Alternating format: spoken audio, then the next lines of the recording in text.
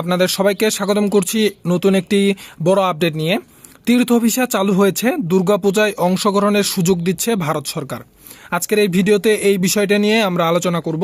আপনারা ইতিমধ্যেই সকলে জেনে গেছেন যে সকল প্রকার ভিসা কিন্তু চালু রয়েছে, তার মধ্যে তীর্থ ভিসাও চালু করে দিয়েছে।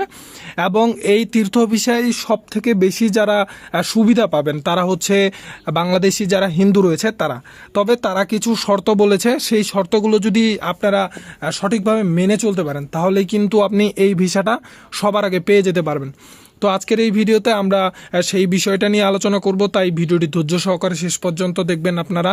আর আপনি যদি আমাদের চ্যানেলে নতুন দর্শক হয়ে থাকেন তাহলে অবশ্যই চ্যানেলকে সাবস্ক্রাইব করে আমাদের সাথেই যুক্ত থাকবেন, কারণ আমরা কিন্তু এই ভিসা রিলেটেড যত সব আপডেট রয়েছে সব কিছুই আগে পেয়ে থাকি এবং আপনাদের সামনে নিয়ে আসার চেষ্টা করি সবার আগে।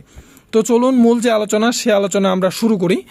আপনারা জানেন যে গত 10ই আগস্ট থেকে ভিসার ফি 1500 টাকা করা হয়েছে, আগে ছিল হচ্ছে 824 টাকা। এই ভিসা ফি দিয়ে আপনাকে কিন্তু আবেদন করতে হবে আইভিএসি এর যে সেন্টারগুলো রয়েছে সেই সেন্টারগুলোতে। তো তারা কিন্তু সকল ভিসা চালু করেছে এমনটা বলেছে, তার মধ্যে তীর্থ ভিসা একটা অন্যতম। এবং এই ভিসা পেতে হলে বাংলাদেশি হিন্দু প্রার্থীদের বেশি কিন্তু অগ্রাধিকার দিবে তারা, এমনটাই বলেছে। তবে এক্ষেত্রে তাদের যেটা করতে হবে, বাংলাদেশি হিন্দু সম্প্রদায়ের ভাই বোনেদের যেটা করতে হবে, আবেদনের সময় তাদের ইনভাইটেশন লেটার দেখাইতে হবে। এই ইনভাইটেশন লেটারটা হচ্ছে ভারতীয় কোনো একজন নাগরিকের কাছ থেকে একটা চিঠি নেওয়া। সেই চিঠিতে উল্লেখ থাকবে যে বাংলাদেশি ভাই বোনেরা যাবে ভারতে, তার কাছে তিনি বলবেন যে আমি অমুক, তার সকল ঠিকানা সেখানে দেওয়া থাকবে এবং সেখানে তিনি বলবে যে বাংলাদেশ থেকে যিনি আসবেন তিনি আমার ঘনিষ্ঠ আত্মীয়, তার সকল দায়িত্ব আমি নিব ভারতে আসার পরে। এবং ভারতীয় ভিসার মেয়াদ শেষ হওয়ার আগেই বাংলাদেশে ফেরত যাবে, এরকম একটা প্রতিশ্রুতি থাকবে সেই চিঠিতে। এরকম একটা যদি চিঠির ব্যবস্থা করতে পারেন আপনি, তাহলে কিন্তু বাংলাদেশি যেই হিন্দু সম্প্রদায়ের ভাই বোনেরা রয়েছেন আপনারা কিন্তু খুব সহজেই এই তীর্থ ভিসা পেয়ে যেতে পারেন। এই ভিসার মেয়াদ ট্যুরিস্ট ভিসার মেয়াদের সমমান হবে এবং এই ভিসা শুধু দেওয়া হবে, বিশেষ করে চালু করেছে দুর্গাপূজায় অংশগ্রহণ করার জন্য। তো এই ভিসা পেতে হলে অবশ্যই আপনাকে আপনার যেই সকল কাগজপত্র রয়েছে, আপনার সঠিক কাগজপত্র এবং সঠিক সব কিছুই কিন্তু তারা চেয়েছে। আপনি যদি কোনো ধরনের ভেজাল বা কোনো ধরনের ভুল তথ্য দিয়ে থাকেন তাহলে কিন্তু তারা এই ভিসাটা অ্যাপ্রুভ করবে না। আর যেমনটা আমি আপনাদের বললাম যে আপনি যদি এই ভিসার জন্য এই ভিসা আবেদনের সময় ভারতীয় কোনো একজন নাগরিকের কাছ থেকে ইনভাইটেশন লেটার সম্পর্কে বা ইনভাইটেশন লেটার একটা জমা দিতে পারেন আবেদনের সময়, তাহলে কিন্তু আপনার এই ভিসা পাওয়াটা অনেকটাই সহজ হয়ে যাবে। আপনি যদি চান কিভাবে এই ইনভাইটেশন লেটার লিখতে হয় তাহলে কিন্তু আমি আপনাদের একটা ভিডিওর মাধ্যমে দেখিয়ে দিব কিভাবে ইনভাইটেশন লেটার লিখতে হয়। তো এই পর্যায়ে চলুন আমরা দেখে নেই তীর্থ ভিসায় আবেদন করতে আরও কি কি কাগজপত্র প্রয়োজন হয়। তীর্থ ভিসার জন্য আবেদন করতে সাধারণত নিম্নলিখিত কাগজপত্রগুলোর প্রয়োজন হয়। পাসপোর্ট, মূল পাসপোর্ট যার মেয়াদ আবেদন জমা দেওয়ার তারিখ থেকে কমপক্ষে 6 মাস থাকতে হবে। পাসপোর্টে অন্তত 2টি খালি পৃষ্ঠা থাকতে হবে ভিসার সিল দেওয়ার জন্য। পাসপোর্টের প্রথম 4 পাতা এবং মেয়াদ বাড়ানোর অনুমোদনের ফটোকপির প্রয়োজন পড়বে। পুরনো পাসপোর্ট যদি থাকে তাহলে সেগুলোও কিন্তু জমা দিতে হবে। ছবির কথা বলা হয়েছে, সাম্প্রতিক তোলা 3 মাসের অধিক পুরনো নয়।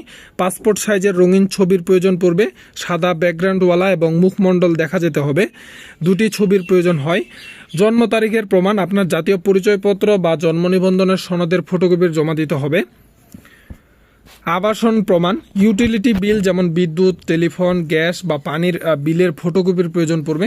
ডিজিটাল মিটারের ক্ষেত্রে প্রিপেড কার্ডের ফটোকপি থাকলে আরও বেশি ভালো। আর্থিক সচ্ছলতার প্রমাণ দিতে হবে, আপনার যে ব্যাংক রয়েছে সেই ব্যাংক স্টেটমেন্ট দেখাতে হবে, অথবা পাসপোর্টে কমপক্ষে 150 মার্কিন ডলার সমমানের বৈদেশিক মুদ্রার এন্ডোরেন্স থাকতে হবে। ক্রেডিট কার্ড থাকলে কার্ডের এন্ডোরেন্স করলেই হবে এবং কার্ডের ফটোকপি দিতে হবে।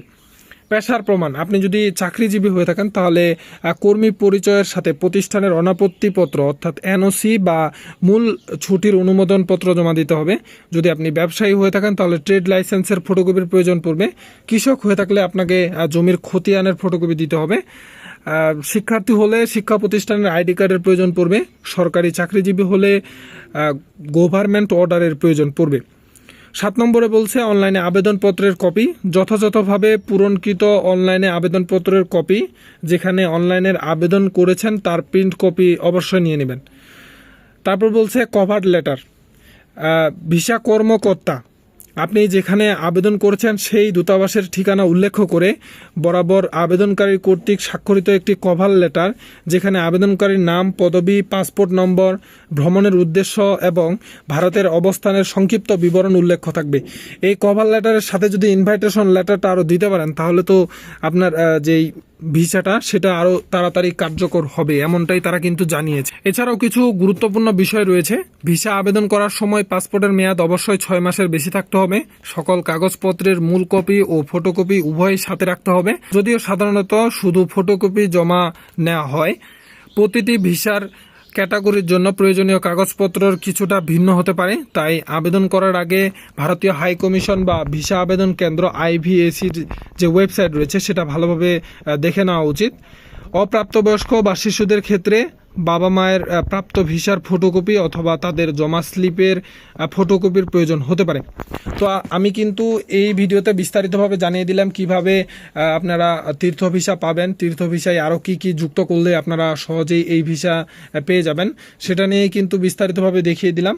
তো এছাড়াও যদি আপনার কোনো ধরনের জিজ্ঞাসা থেকে থাকে তাহলে অবশ্যই কমেন্ট বক্সে কমেন্ট করবেন, আমি উত্তর দেওয়ার চেষ্টা করব।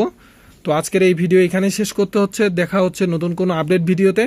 ততক্ষণ পর্যন্ত আপনারা সকলেই ভালো থাকুন, সুস্থ থাকুন, আল্লাহ হাফেজ।